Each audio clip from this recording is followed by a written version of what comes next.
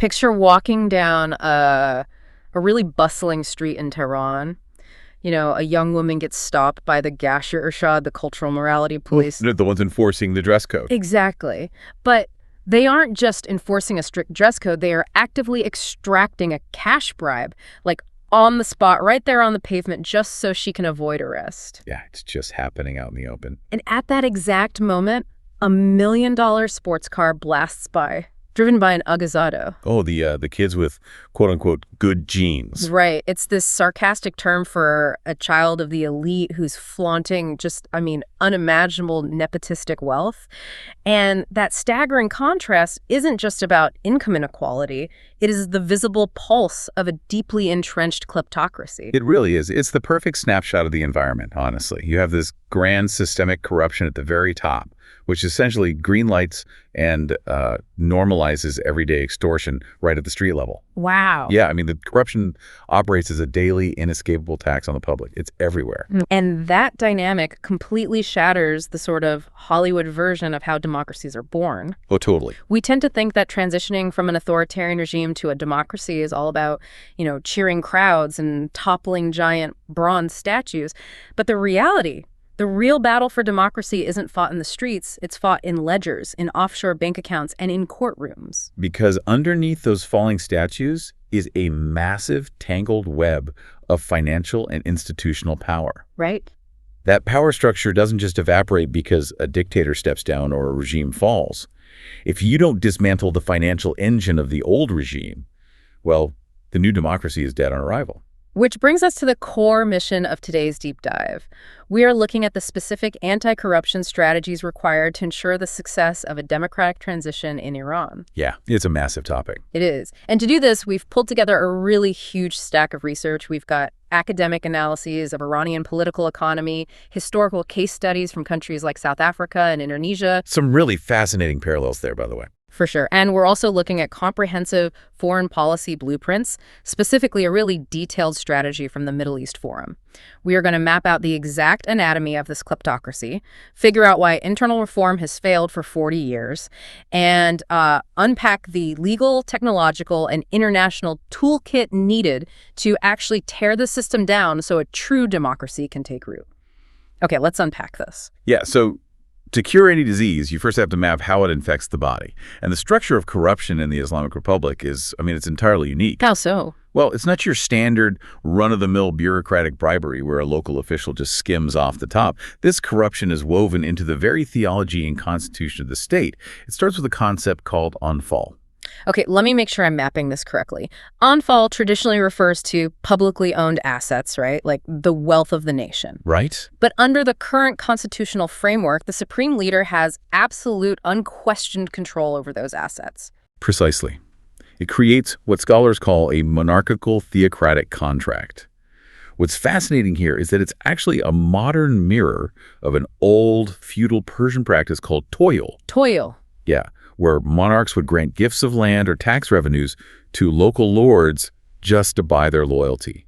Today, the national wealth, oil revenues, land, massive industries, it's all distributed by the top clerical leadership to a select military and political elite. So they're just buying loyalty with the country's money. Exactly. The wealth of the nation is literally weaponized as a tool for political survival. Wow. And Kevin Harris, a sociologist who studies this, he calls it the subcontractor state.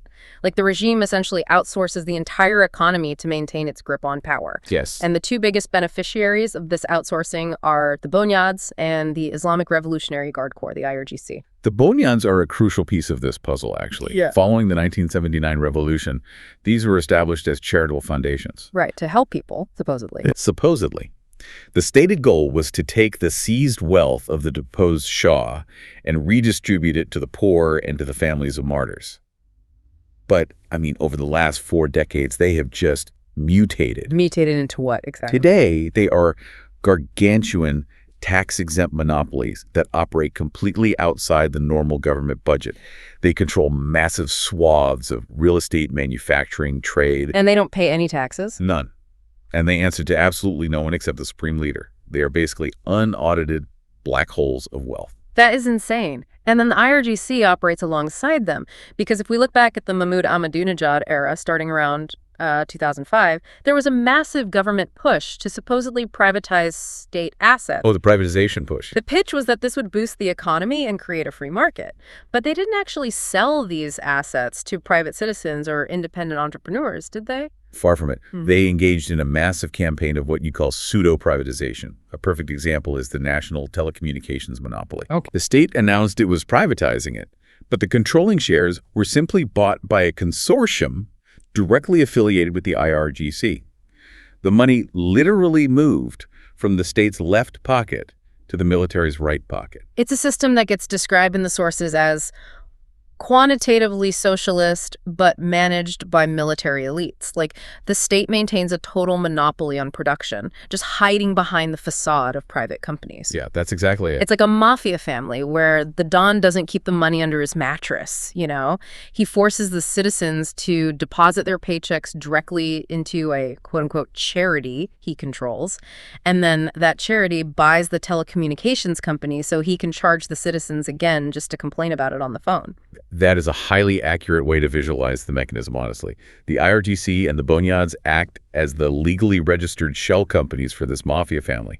They hold the wealth while the public just absorbs the economic ruin. But I want to play devil's advocate for a second here, Yeah. because the prevailing narrative in a lot of international news is that Iran's economic woes are almost entirely the result of crushing international sanctions. I mean, are we overstating the impact of this internal corruption? It's a really critical distinction to make. Sanctions absolutely cause severe economic pain, right? That is undeniable. Right. However, analyses from top economists within Iran point out a staggering metric. Up to 80% of the country's economic shortcomings are driven by internal mismanagement, cronyism, and systemic corruption, not the sanctions themselves. Only 80%. Up to 80%, yeah. Sanctions might shrink the pie, but the ruling elite are taking all the remaining slices before the public even gets a crumb. The rot is fundamentally structural. Okay, wait, I'm stuck on something here. If this structural rot is so obvious, and if everyone in the country knows the Bonyads are essentially stealing from the public, why hasn't it been fixed from the inside? Well, Over 40 years, why hasn't a populist politician just campaigned on auditing these foundations and cleaning house? that is the trap of incremental reform. The system is biologically engineered to absorb, neutralize, and crush internal challenges. Let's look at President Mohammad Khatami's era from 1997 to 2005. The reformist era. Right. He was elected with a massive popular mandate as a quote-unquote reformist. People genuinely believed he was going to open up the economy and the political space. But Khatami didn't just face, like, normal political opposition. He ran headfirst into a deeply entrenched political financial mafia. Exactly. And the ultimate roadblock was the supreme leader himself. In the Iranian constitution, the supreme leader transcends the rule of law. Transcends it completely. Yeah, Khatami and his reformist allies were ultimately unwilling, or maybe unable, to challenge that core idiosyncrasy of the theocracy. They tried to reform the lower floors of the house while leaving the absolute dictator in the penthouse completely untouched. It was a mathematical impossibility. Which brings us to the 2009 Green Movement. This was a huge watershed moment. Millions of people in the streets protesting a disputed election result. To the outside world, it looked like a full-blown revolution. Why didn't that tip the scale? Two fundamental reasons. Yeah. First, the movement lacked a united leader who was untainted by the system. The figures leading the protests were themselves deeply embedded products of the Islamic Republic's political machinery. Then the second reason. The second, much more crucial reason is that the Green Movement failed to mobilize the working class. And this is where the regime's economic manipulation is so insidious. They had successfully co-opted the working class through cash handouts and this mechanism called justice shares. Yes, the justice shares are a prime example of state capture.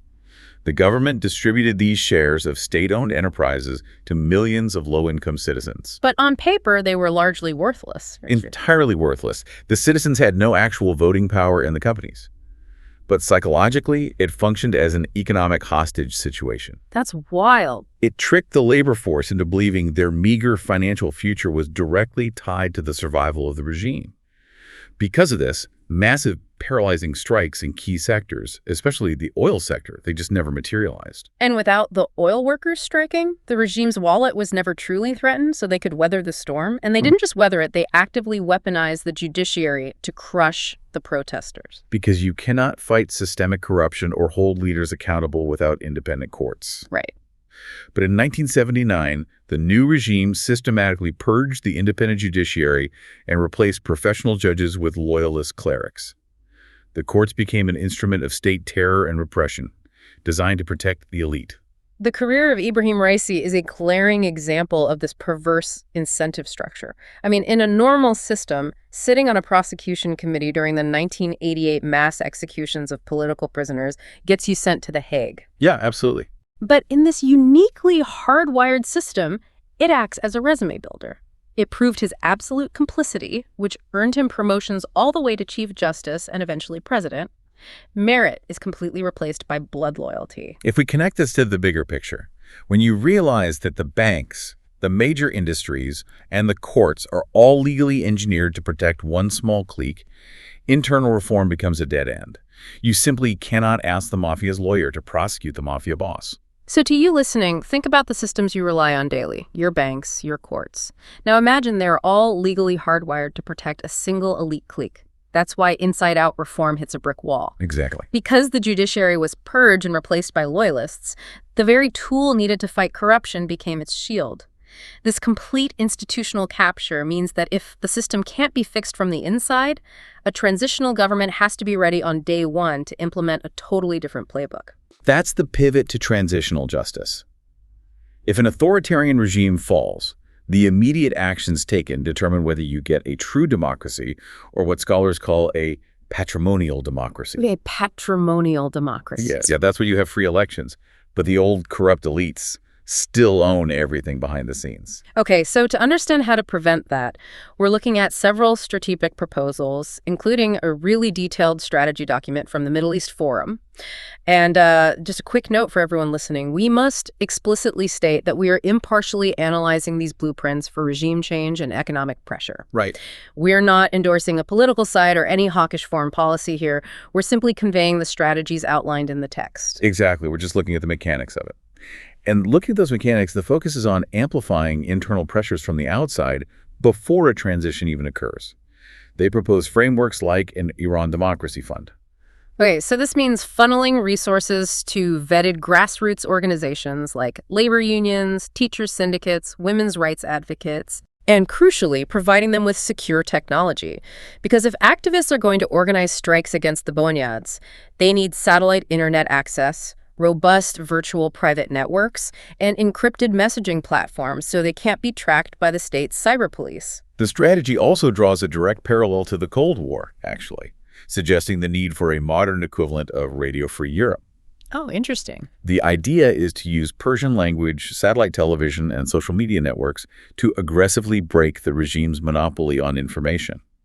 It's about broadcasting highly credible, heavily documented content that exposes human rights abuses and the absurd wealth hoarding of the elites, actively breaking the state's narrative. Okay, but once a transition actually begins, how do you handle the legal mess left behind? I mean, you obviously can't use the old clerical courts. This is where comparative lessons from other countries become so valuable, right? Absolutely. Take Indonesia as a case study. After the dictator Suharto fell in the late 90s, the transitional leaders realized their traditional police and courts were far too corrupt to handle the transition. Because they were part of the old system. Right, so they created the KPK, a highly specialized, entirely independent anti-corruption commission with its own court system. You have to establish an untainted parallel body to investigate the crimes of the old regime. And South Africa's Zondo Commission on State Capture teaches us another critical lesson about pacing. Because corrupt officials facing trial, they won't just surrender. They use what are called Stalingrad tactics. Yes, fighting tooth and nail for every single inch of legal ground. They will literally file appeals on the font size of a subpoena just to run out the clock while their associates move millions of dollars overseas. Exactly. The lesson from South Africa is that a new transitional government has to be ready to use rapid contempt proceedings. If a corrupt general is stalling, you don't wait months for the appeal process. You hold him in contempt immediately so the transition doesn't lose its momentum. And we're also seeing entirely new legal frontiers opening up internationally. Look at the trial of Hamid Nouri in Sweden. Nouri was a former Iranian prison official involved in those 1988 executions we mentioned. Right. He was arrested while visiting Sweden and tried under the principle of universal jurisdiction, the idea that some crimes are so heinous they can be prosecuted anywhere. It's a groundbreaking proof of concept that the international community can provide a venue for accountability when domestic courts are compromised. I see what you're saying, but I have to push back on the reality of day one here. Okay. If you completely dismantle the existing institutions, if you scrap the courts, dissolve the bonyads, and purge the police, don't you risk a total catastrophic power vacuum? We saw what happened in Syria or Iraq when institutions collapsed overnight. Isn't a sudden total teardown incredibly dangerous? It is exceptionally dangerous. Yeah. A power vacuum is the quickest way to plunge a transition into civil war. This is why the blueprints emphasize technocratic continuity. Meaning what, exactly? You target the elite leadership, but you absolutely do not fire the engineers running the water treatment plants, the mid-level bank managers, or the traffic police. You maintain the essential life support functions of the state. But simultaneously on day one, you must execute immediate, aggressive financial audits of the bonyads and the IRGC. You freeze the assets instantly. You have to lock the vault before the outgoing regime can empty it and flee. Exactly. But lawsuits, international tribunals, and commissions, even fast ones, are fundamentally slow and backward-looking. They rely on massive amounts of paperwork. But modern democratic transitions have a completely new arsenal at their disposal to lock that vault. We're talking about big data, artificial intelligence, and blockchain. This is where anti-corruption efforts finally enter the 21st century. The sheer volume of data generated by a modern state, especially one as opaque as Iran's, is too massive for any team of human auditors to track effectively. Right. By the time an accountant finds the discrepancy, the money is gone. But that massive data set is perfect for AI. Let's look at the Open Contracting Data Standard, or OCDS. If a new transitional government adopts this standard, they're committing to publishing every single public tender, government contract, and spending report in a standardized, machine-readable format. Exactly. And once that data is standardized, you unleash AI and big data analytics on it. The AI can instantly ingest thousands of public tenders and immediately flag price anomalies. That's huge. And more importantly, it can map and uncover hidden beneficial ownerships. It can instantly figure out if the three seemingly independent companies bidding on a massive infrastructure project are actually all shell companies owned by the same corrupt general's cousin. It maps the mafia network in real time. Okay, here's where it gets really interesting. Blockchain. Usually when we hear the word blockchain, we instantly think of volatile cryptocurrency trading or tech bro startups. Sure. But the actual architecture of a blockchain is an unalterable distributed public ledger. Once a record is entered, it is mathematically impossible to secretly change it, delete it, or alter it without the entire network knowing. Which makes it the perfect tool for securing a nation's democratic transition. One of the most vital use cases is securing the National Land Registry. Which is huge, because, as we've seen, illegal property seizure by regime loyalists is a massive problem. They steal prime real estate to reward their cronies. If a nation's land registry is secured on a blockchain, a corrupt local judge or a bribed official can't just open a file, cross out your name, and put their name on the deed to your house. Right. The math just won't allow it. Precisely. And to understand how effective this is, look at the Indonesian tuna industry from the sources. They used blockchain to track fish from the exact moment they were pulled onto the boat to the moment they hit the supermarket shelf. Wow, fish. Yeah, it created an unalterable chain of custody that severely reduced illegal fishing and supply chain corruption. Now, apply that same logic to government procurement using smart contracts. Smart contracts are fascinating. They're essentially lines of code that automatically execute an action, like releasing funds only when specific, pre-agreed, mathematically proven conditions are met. Right, so if a government is building a hospital, the smart contract doesn't release the funds until verified digital proof of the materials being delivered is uploaded to the blockchain. You completely remove the human element, which is the exact point in the transaction where the bribe is usually handed over. See, to you listening, this is exactly why technology matters so much in this context. It's not just about making government services faster on an app, it's about mathematically enforcing transparency. It's taking the blindfolds off a nation's economy. Absolutely. But that solves the future. What about the past? What about the billions of dollars that have already left the country? That brings us to the transnational recovery phase. The corrupt fortunes belonging to the IRGC and the clerical elites aren't sitting in vaults in Tehran. They are currently hidden in luxury real estate in Turkey and Malaysia, in opaque bank accounts in the UAE, and increasingly laundered through cryptocurrency. So if these corrupt fortunes are hidden in Turkish real estate or Dubai bank accounts, a new government can't exactly just send local police to go get it. They have to rely on international financial plumbing, right? Exactly. They have to utilize established international frameworks. The primary tool is the UN Convention Against Corruption, the UNCAC, working in tandem with the Stolen Asset Recovery Initiative, known as STAR. Okay.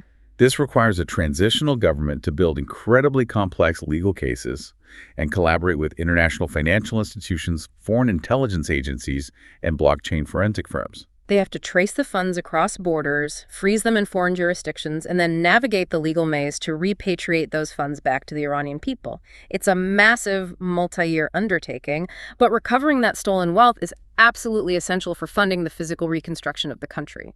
If we synthesize everything we've just unpacked from all these historical case studies and technological blueprints, the primary takeaway is incredibly stark.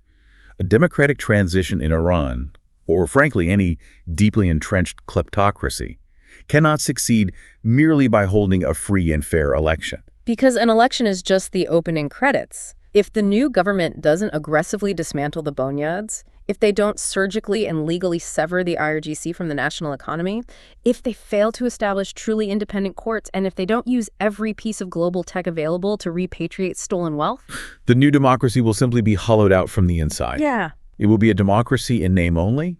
You'll have a new flag and a new constitution, but it will be a patrimonial democracy where the old mafia still owns the bank.